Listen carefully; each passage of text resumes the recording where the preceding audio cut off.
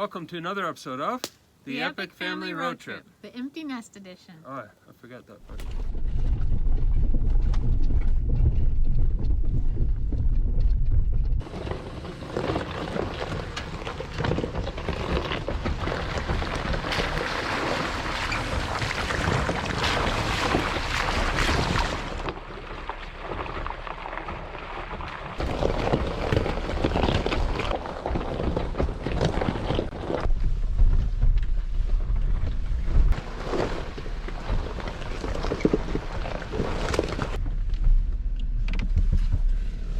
We were trying to get up to the lake, but it looks like it ends here.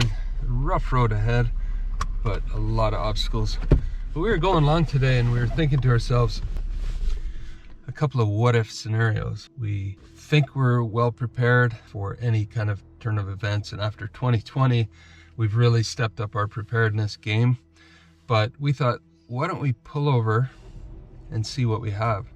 If we were in a worst case scenario situation where our vehicle was broken down, or we were stuck in snow like we were last year, 3 days up in the mountains when we only expected to spend 3 hours, and say we ran out of fuel. Now we have auxiliary tanks, but we got close even with our auxiliary tanks. So that is a situation that could occur. You're not always prepared for the weather. Think about last year, exactly this time last year, we were in New Mexico planning to spend the entire winter in the warm desert. So all our gear was warm gear.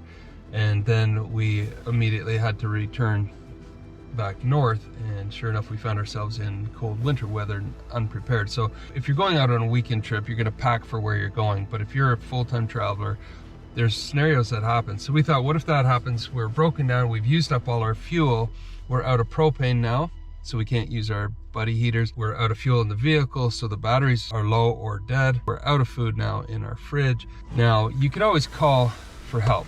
We have a Garmin, and there's Zoleo, and there's Spot, and there's other satellite-based communicators. But if we're painting a scenario of complete breakdown, we've typically held off. You're gonna hold off calling in the Marines until the very last minute. You're not just gonna go, oh, you know what, I've got a flat tire, I'm gonna hit that emergency button. That's something you use as a very worst case scenario if someone's badly injured and you need a medevac. But for this type of situation, you'd probably leave it to the last minute, and then who knows, you might run out of battery power and you can't charge that now and you can't make a call. So that's kind of the scenario we've kind of said, what if we ended up in food, water, shelter, and warmth are the things we need.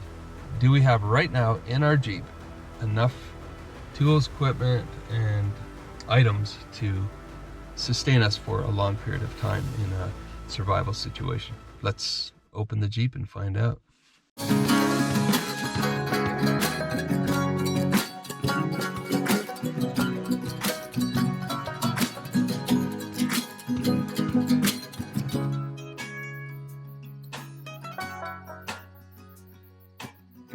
It's not very cold right now, so heat isn't our number one concern, but we do need a fire for cooking, for food. So that's something to consider. When it comes to shelter, we have our vehicle. So even though we're broken down here, we can take refuge in the tent, or we could go and sit in the vehicle, or even sleep in the back to stay warm. When you're overlanding, that's one item that's already taken care of. You have your shelter, it's your vehicle. So food, shelter, water. We noticed here, but there is a lake ahead, so we have a source of fresh water, and we'll have to filter that water, and there's a couple of methods we use for that, which we'll show you. We do have a solar power unit, and I'm going to get that hooked up to the solar panel because we can see a little bit of sun here. Now we're in a rainy area. We're on Vancouver Island, Pacific Northwest. It rains a lot, so that's not always 100% something we can rely on, is that we're going to get enough solar energy to make any difference in terms of charging and getting power. So we've got it pointed in the direction of the sun. Now it could cloud over any minute. In fact, it does quite often. It starts raining and so on. But let's capture what sun we can while we can. Theoretically, if you have something like this, you can then charge your GPS and you could make a rescue call. We're assuming we're unable to do that right now. What if you damage the unit or we couldn't get it working? All right, in this overcast sky, it looks like we're getting 3 to 4 watts into here from the solar panel, which is much less than you'd get on a sunny day, of course, and it's going to take a long time to charge that up. So we're going to leave it up as much as possible, but that's not going to be an immediate solution. Now, if you're in the desert, places like that, you're going to have way more direct sunlight, and power is not going to necessarily be your issue, but you'll have other challenges like water. First thing we're going to take care of is getting a fire going. Let's see what we have in the vehicle for fire. There's a couple of things we carry. We always have a Bic lighter. They're just simple devices that seem to go when you need them, even if they're frozen or wet. That's one thing. And then we're going to try a few fire starting methods in case we run out of fuel in our little hand lighters. So I'm just going to get the tire table set up. That gives me a place to kind of set out the items we have and kind of assess the situation. But you know, when you're going out on a long trip, plan for the unexpected, plan for the worst. If 2020 taught you anything, it should be that stuff that you didn't think could ever happen can happen and will probably happen at some point. So just be prepared for the worst case scenario. That's prudent. I spent, when I was younger, about 15 years as a volunteer firefighter, and even in normal day life, almost on a daily basis, we'd get a call to some kind of emergency. When you work in as a first responder, you see that this kind of stuff goes down all the time. We've pulled hypothermic people out of ditches, and they weren't certainly expecting their car to break down on a cold winter night and things like that. It happens every single day, so you can never be too prepared. If you're at home with your kids, you should have a fire escape plan. If you're on the road, you should have a plan for when things go bad.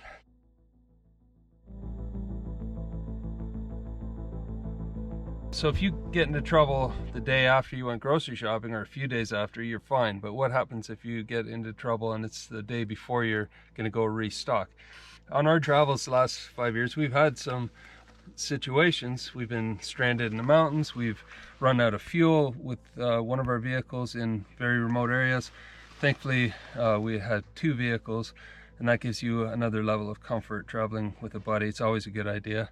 But here we are. The kids aren't here right now. We're by ourselves, so that adds another layer of that you need to be prepared for. This time last year, it was March of 2020. We were down in New Mexico, and we had been off-grid for some time. We came back, not listening to the news, all that stuff, just kind of enjoying life and spending time in the wilderness. But we got low on food, so we went into town to shop, and the shelves were empty. So immediately we went to as many stores as we could in order to collect some items that we normally didn't carry in the past, and we now do, and we'll never change that. You've got your normal meals, your food, all the delicious meals Carol makes for us, but when you run out of that, you have to have some staples, some items that are non-perishable, are easy to make, and that can provide a lot of calories for you to stay alive. So we're going to show you 1 or 2 simple things you can do, but we're also going to give you a list of what we carry in terms of emergency kit. It's stuff that we don't use for regular meals. It just sits there. Just like we have spare oil and radiator fluid and things like that, we've got spare food items that we don't eat. But if we got into a situation, they'd be there for us. I started pulling some stuff out. We've got a handsaw here. That's really handy to have. It always works as long as your arm works. And firewood is usually not a problem, at least here. And we've been in the desert and we found cacti, dead cactus. There's almost always some kind of fuel around. It'll just take you scrounging and gathering, and all of that burns calories, so the food item is going to be very important in a minute. But we've got an array of knives here, and as you know, we're down to 1 vehicle. The other vehicle is stocked with a lot more stuff. We have a lot more knives and things like hatchets, and I've got an axe in here, which is really important for splitting wood and things like that. And then we found in our pack, we have some little fire starters, and these are great, but they're not going to last forever. And but they do definitely help getting a fire going, especially when it's wet. We found some candles in our kit that can help keep you warm if you're down to, in a really dangerous situation. Perhaps it's all snowed in, you can't get a fire going, you just light a candle and you can hover around those guys. It also provide a bit of light. And then hand warmers. Those are going to give you 10 hours of heat, but after a couple of days, you know, we'd be out. So those things are great and should always be in your kit. Okay, so if you don't have one of these simple little lighters or it runs out of fuel, you're down to flint and steel. And this normally has a rod in here that we strike to start a fire, but we just, as we pulled it out, we noticed it's gone missing somewhere along the way. We didn't notice it. Could be in the other Jeep. But that illustrates a scenario where it would be good to have a backup. So I'm going to go into my backpack, and I think we have a smaller kit where we may have a flint and steel in there. All right, in here we have one of these little survival kits, fishing line and things like that. So that's kind of good. We've got an emergency blanket. There's another one in there. These are great. If everything else goes wrong, you can use these to capture body heat and keep yourself from getting hypothermia. And here's what I was looking for. One of these little rescue type flint and steel. Boom, we're already creating a spark there. So that's good. All right, I'm not going to go through everything in here, but that's always a good idea. If you enjoy hiking, you have yourself a hiking kit ready. And that's as important as if you break down here. We went hiking the other day down into a wild valley. We're the only ones within many, many miles, and it was icy down there. Now, when I was a firefighter, I remember helping to carry a guy who had gone on a hike and ended up breaking his leg, quite a serious break, way down at the bottom of a valley, and we carried him out of there. And that was in my mind as we were walking across these boardwalks with a little layer of ice on it. What happens if one of us breaks our leg? It can be very serious. You can go into shock. All kinds of things can happen when you're down there. You need to be prepared. So we have these backpacks kitted out pretty good. A small medical kit. We won't go into on this video what we carry, but this is a basic medical kit that you can buy. And then we have a My Medic here kit, which is a little more advanced, and then we have even bigger units. But just a good reminder to have that with you, because you never know what's going to happen. This is one of those foldable sinks. I think that'll come in handy here in this scenario. Another thing to keep in mind if you are looking for ways to get a fire going, don't just look in your normal gear, look for other alternatives. For instance, cotton and Vaseline work great for starting a fire, even in a downpour. So we checked in our toiletry bag, so we carry toothbrush and all the normal stuff, and we found these cotton swabs. And we'll go through Carol's bag and find what we can find, but there is always Vaseline. That's something we've been carrying, just knowing that it's good for fire starting. But even more important, when we were in the desert last year, we weren't used to such dry weather, and we ended up using this just to keep our skin from drying up. So we're good in terms of getting a fire going. I think today we're going to do the cotton and Vaseline trick. See if we can get that going.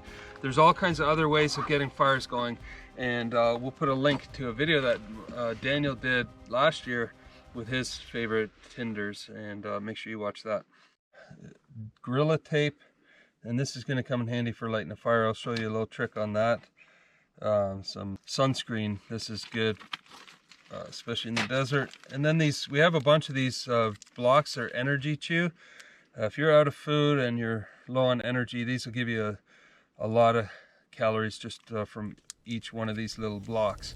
And these came in handy. In fact, pretty much saved Pete's life. Before we knew he had type 1 diabetes, we didn't know what was going on. We were on a big hike in the desert, almost got stuck overnight because we had to climb out of a canyon, which was an intense climb, and Pete was getting hit with low sugar, and we had no idea. But Carol pulled one of these out of her pocket, and he was just completely drained of energy. I mean, he's an athletic guy. He's normally the first guy up the hill, but he was struggling, and it was getting dark, and we didn't know where the trail led and all that. Carol gave him one of these, and that got his energy back up. And we've used them from time to time, and they last forever, and they're easy to throw in a backpack. Good thing to have. So I think we're in pretty good shape. We could last quite a few days out here. Of course, in an emergency situation, you have to be extra careful not to injure yourself, so be very careful using sharp tools out here. One method, I often chop away at the wood, but you can, if you want to be very careful, you set it on and then just use the force of it down like that. Another way is to use a knife You're just splitting wood and set the knife on there and then top it with another piece of wood. It's a great method to create some tinder. So if you have cotton balls, those are probably the best. These things are pretty good because there's cotton inside. You kind of pull them apart to fluff them up a bit.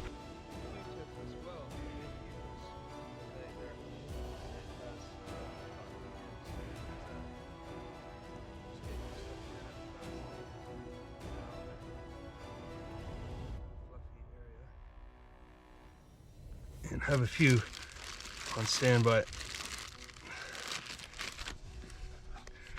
Another thing is we found some tape. We always have tape, either duct tape, which works great, or Gorilla tape. And what I'm going to do is create these a little roll.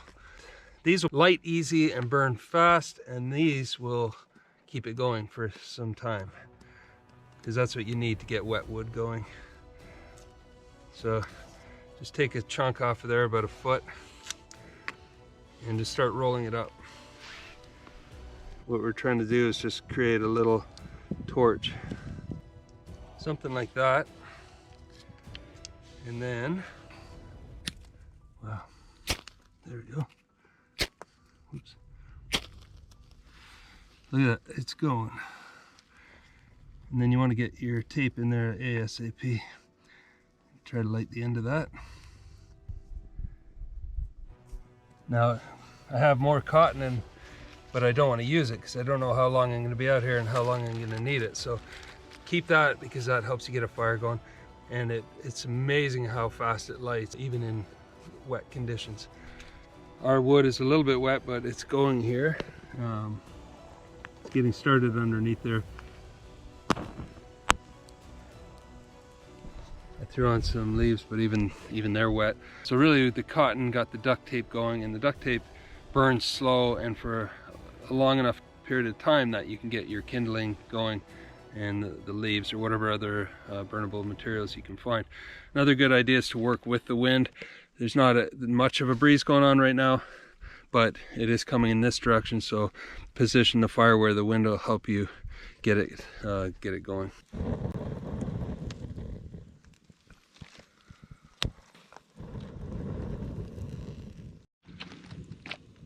Alright, so the wind is helping us out here, but it's incredibly difficult sometimes to get a fire going with wet wood. You know, you get the cotton and the Vaseline going, and that's your initial flame, and the tape or whatever you use keeps it going for a while, but then to get the wood igniting when it's wet is difficult. This stuff has got moisture all through it. You can hear it hissing, and any tinder we've been picking up is completely soaked.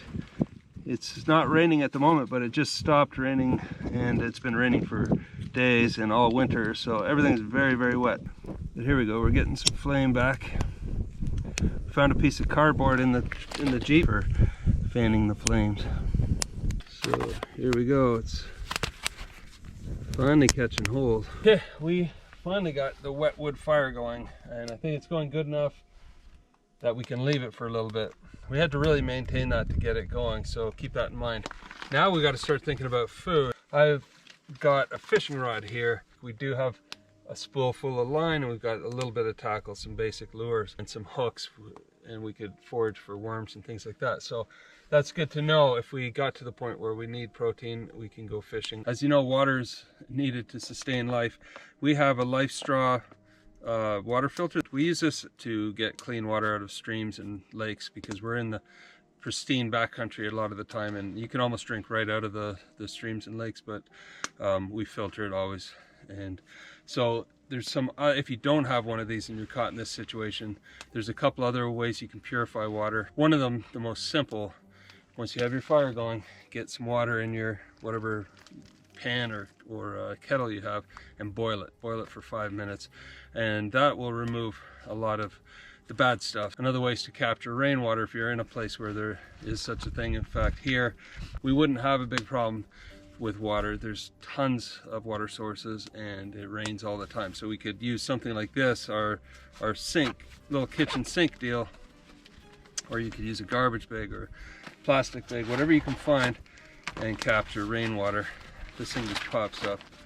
and you got yourself a tub. We could use the tarp off the top of our tent to funnel it towards someplace to capture it and store it. So here's some items out of our emergency food kit, and we keep it separate from the kitchen. We store it up in the alu box on Vandy, and here we store it in the waterproof bags, keep it away from the kitchen. The reason you do that is if it's in the kitchen and you find a nice bag of rice, one night you're gonna make rice for dinner, and then if you do get in a situation of survival, you're not gonna have it. So keep it separate.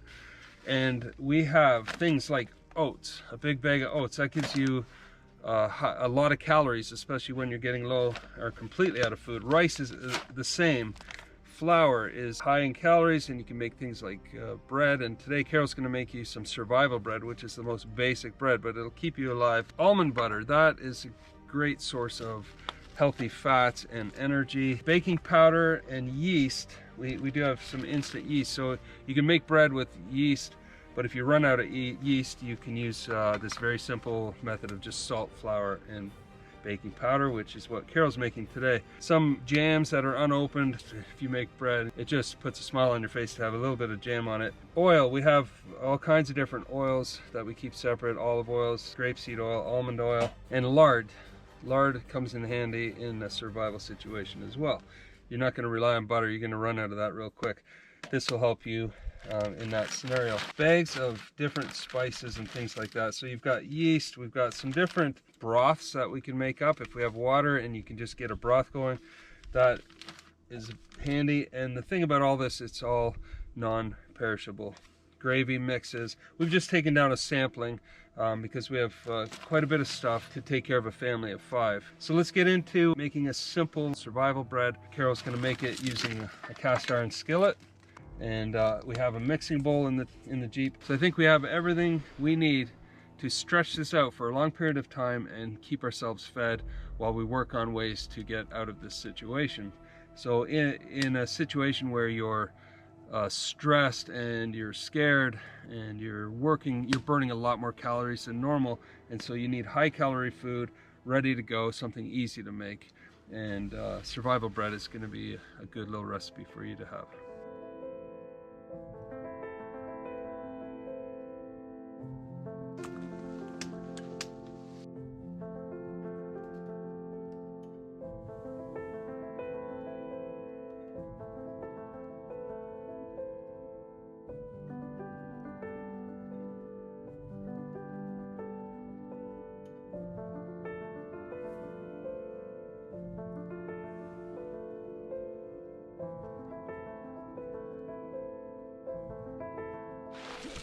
Okay, now we've let the fire burn for some time, and it's pretty much a bed of coals. You want bread to cook on a low heat, so there's some good heat there, but it's not too hot. So I'm gonna get the pan. Okay, I'm just gonna set the pan up right in the middle.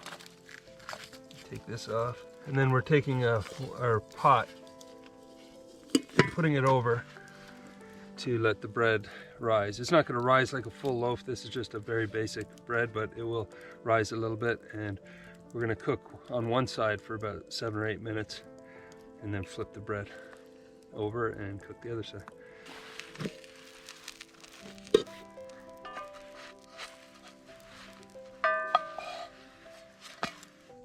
I guess we could have left it a little bit longer. Yeah. This is why we're practicing.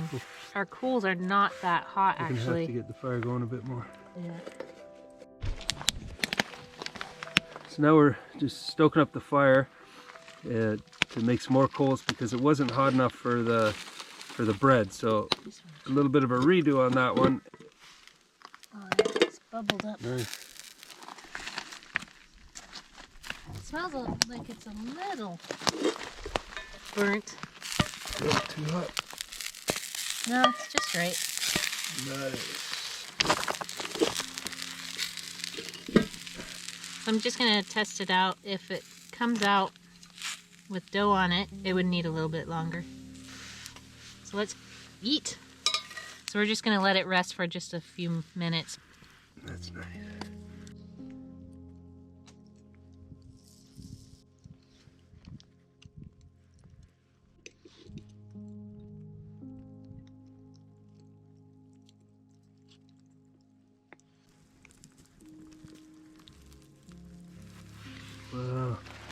looks delicious.